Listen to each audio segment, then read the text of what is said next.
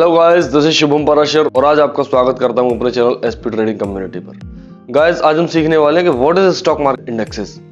Stock market indexes क्या होते हैं, इंडेक्स को इंडाइसेस क्यों बोलते हैं, what does index mean, what does indices mean, क्या दोनों अलग अलग होते हैं या सेम चीज होती है, इस वीडियो में जानने वाले हैं। चैनल सब्सक्राइब कर लीजिए। गाइस, वीडियो में आगे बढ़ने से पहले मैं आपको पहले बता दूं कि इंडेक्स और इंडाइसेस का अर्थ क्या है। इंडेक्स बोलते हैं जब हम किसी भी एक इंडेक्स की बात कर रहे होते हैं, और इंडाइसेस बोलते हैं जब हम सारे इंडेक्स को मिला के बात करते हैं। चेक करते हैं साहब, इंडेक्स का काम क्या होता है, बहुत ध्यान समझेंगे। सबसे पहली चीज, इंडेक्स जो है ओवरऑल इकोनॉमी का बैरोमीटर होता है। बैरोमीटर मींस वो बताता है कि पूरी इकोनॉमी किस दिशा में जा रही है। लाइक निफ्टी 50 अगर ऊपर जा रहा है, इसका मतलब क्या है, निफ्टी 50 में सारे सेक्टर के स्टॉक हैं हमारे, जैसे कि हमारा ऑयल सेक्टर भी है वहाँ पे, हमारा फार्मा सेक्टर भी है वहाँ पे, हमारा आईटी सेक्टर भी है वहाँ पे, हमारा ऑटो सेक्टर भी है वहाँ पे। लगभग मेजर सेक्टर्स के स्टॉक निफ्टी 50 में उपलब्ध हैं।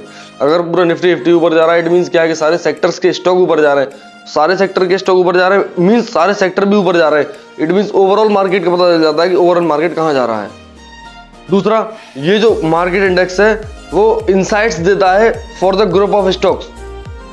इस बात का मतलब क्या हुआ, मतलब ये हुआ कि चलो निफ्टी 50 ने तो मुझे सारी कंपनियां पूरा ओवरऑल मार्केट की पिक्चर दे दी, बट बात करूँ बैंक निफ्टी की, तो बैंक निफ्टी में जो ग्रुप ऑफ बैंक है ना, उनकी इंसाइट देता है कि बैंक का ग्रुप कहाँ जा रहा है। उसके अंदर केवल बैंक और बैंक ही होंगी।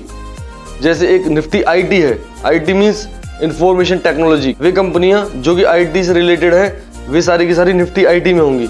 निफ्टी फार्मा सेक्टर के अंदर सारी फार्मा से रिलेटेड कंपनियां होंगी, like doctor Reddy, like Sun Pharma, Glenmark Pharma and there are other companies also.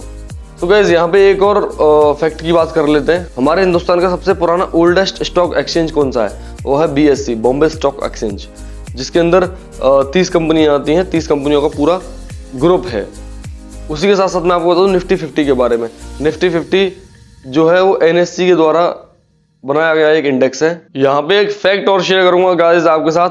आपको पता होना चाहिए कि 1980s में जो आपका सेंसेक्स था उसकी कीमत थी लगभग 100 रुपये, यानी 100 पॉइंट का था सेंसेक्स की वैल्यू, और आज वो सेंसेक्स की वैल्यू मोर देन 75,000 है। उसी प्रकार यदि बात करूं मैं निफ्टी 50 की, तो गाइस निफ्टी 50 1990 में लगभग 280-290 के करीब था, और आज वही निफ्टी 50 23,000 के भी ऊपर है। तो चेक कर लो गाइस कितने परसेंट ग्रोथ दे चुका है market over the longer period of time. In growth को कंपेयर करके देखो बैंकों से 5-5.5-6% से, है ना, कितना अच्छा मूवमेंट, कितना अच्छा रिटर्न, कितना अच्छा पैसा बना है यहाँ पे। तो कोशिश करो इंडेक्स में पैसा लगाओ। अब बड़ा प्रश्न उठ गया, सर इंडेक्स में पैसा लग सकता है? लग सकता है। इंडेक्स में पैसा लगाने के लिए आपको ETF के द्वारा ट्रेडिंग की जाती है। लाइक हमारे यहाँ अगर मुझे निफ्टी का ETF खरीदना है तो मैं चाहूँ तो BSE से भी खरीद सकता हूँ, NSE से भी खरीद सकता हूँ। उसका मतलब क्या है, मैंने जो निफ्टी है उसकी जो ग्रुप ऑफ कंपनीज है वो खरीदता तो पूरा महंगा पड़ता भाई, एक स्टॉक पूरा उठाता, तब भी जाके मेरा सेम इंडेक्स काम नहीं करता। अब मैंने क्या करा, मैंने निफ्टी 50 का ETF ले लिया, यानी जितने परसेंट रिटर्न निफ्टी देगा उतने ही परसेंट रिटर्न मुझे निफ्टी का ETF देगा।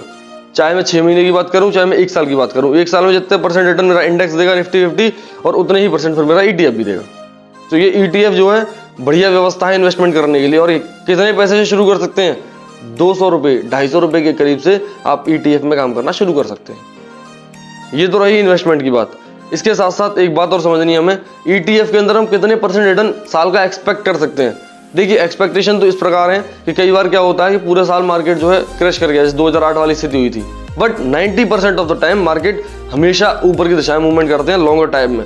जैसे मान लें अगर हम 2008 में गिर भी गया था, फिर भी 2009-10 में ऊपर आ गया था गिर आगे। इसलिए अगर हम ओवरऑल आज तब से लेके आज तक की बात करें तो आप देखोगे मार्केट के अंदर यहाँ करीब 12 से 15% का पर एनम की कंपाउंडिंग है। मींस आप 12 से 15% पर ईयर यहाँ से कमा सकते हैं बाय इन्वेस्टिंग इन ETF। तो बहुत बेसिक चीज़ है, बहुत महत्वपूर्ण चीज़ है। आधे हिंदुस्तान को नहीं पता भाई, बैंकों में पैसा रखना तो बर्बाद ही करना है, क्योंकि जितना इन्फ्लेशन है उससे कम आपका रिटर्न मिल रहा है। इन्फ्लेशन रेट है मान लो 7%, 7.5%, जो नॉर्मल रहती है अराउंड, अभी तो कम है, और उसी दौरान जो FD पे रिटर्न आ रहा है वो आ रहा है 5-6%। तो आप over the period of time 1-1.5% पैसा गंवाते तो जा रहे हो, कमा थोड़ी रहे हो। सो ये चीज आपको पता होनी चाहिए। यहाँ पे गाइस एक बात अंतिम बताना चाहूंगा, सेक्टरल इंडेक्सेस क्या होते हैं। भाई हर सेक्टर का अपना एक बैरोमीटर होता है चेक करने का कि वो सेक्टर नीचे जा रहा है या ऊपर जा रहा है। जैसे लाइक मैं बात करूं बैंक निफ्टी की, तो बैंक निफ्टी क्या है, जितनी भी बैंक हैं, जो बैंकिंग सेक्टर है उसका इंडेक्स है। अगर बैंक निफ्टी ऊपर जा रहा है मीन्स बैंकिंग सेक्टर ऊपर जा रहा है, क्योंकि बैंक सारी ऊपर जाएंगी तभी बैंक निफ्टी ऊपर जा पाएगा। अब गाइज आपका निफ्टी आईटी है, आईटी भी एक सेक्टोरियल इंडेक्स है, यानी कि वहां पर भी आप काम करते हैं। कैसे, यदि निफ्टी आईटी ऊपर जा रहा है इट मीन्स आईटी की कंपनियां ऊपर जा रही हैं, अंदर उसके जो कंपोनेंट्स हैं वो सारे के सारे ऊपर जा रहे हैं, तभी निफ्टी आईटी का इंडेक्स ऊपर जा रहा है। इसी प्रकार बहुत सारे सेक्टोरियल इंडेक्स हैं, इनकी लिस्ट में याद दे दूंगा, चेक कर लीजिए, दोनों तरफ लिस्ट आ रही है। आप ये जो इंडेक्सेस होते हैं गाइज, इनके अंदर ट्रेडिंग भी कर सकते हैं, लाइक ऑप्शन ट्रेडिंग। जैसे आपने देखा होगा कि बैंक निफ्टी की कॉल खरीदी या निफ्टी का कॉल खरीदा या फिर निफ्टी की कॉल खरीदी या पुट खरीदी है, जो भी है, बिकॉज ये जो सारे के सारे इंडेक्सेस हैं इनमें फ्यूचर्स एंड ऑप्शन में लिस्टेड जो इंडेक्स हैं उनमें आप काम कर सकते हो। फ्यूचर और ऑप्शन में कौन कौन से इंडेक्स लिस्टेड है, इसके लिए एक रूल होता है, मुझे एग्जैक्ट रूल याद नहीं है, बट शायद यहाँ तक मैं याद कर पा रहा हूँ, वो ये है कि यदि किसी इंडेक्स में लिस्टेड 70 to 80% कंपनियां फ्यूचर एंड ऑप्शन में लिस्टेड है, तो उस इंडेक्स पे भी ऑप्शन ट्रेडिंग या फ्यूचर ट्रेडिंग होएगी, उसको भी एफएनओ में शामिल कर लिया जाएगा, उस इंडेक्स को भी।